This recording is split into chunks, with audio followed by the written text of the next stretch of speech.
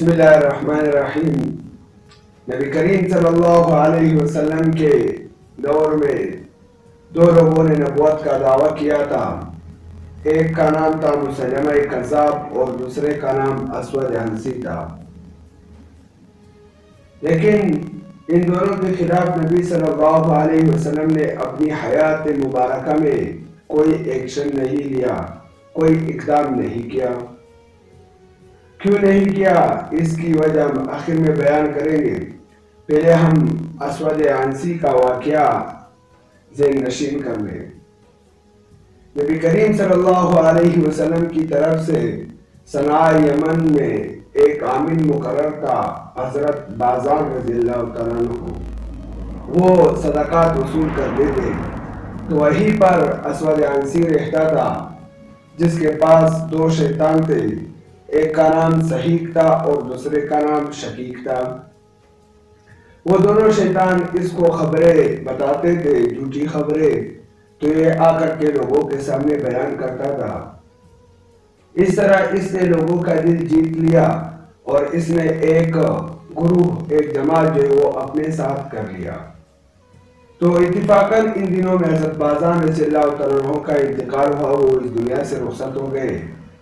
तो असवद अनसी ने सना यमन पर कब्जा कर लिया और उसने हज़रत बाज़ान रज़ियल्लाहु तआला अन्हु की जो बीवी थी मरज़बाना, गालिबन जिसका नाम जिक्र किया जाता है, उसके साथ शादी कर ली।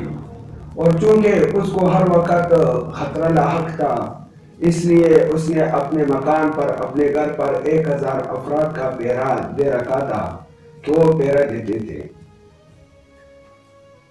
तो इसके कत्ल के लिए नबी सल्लल्लाहु अलैहि वसल्लम ने हज़रत फ़िरोज़ देलवी रज़ियल्लाहु तआला अन्हु को मुख्तस किया और उससे कत्ल करने का हुक्म दिया।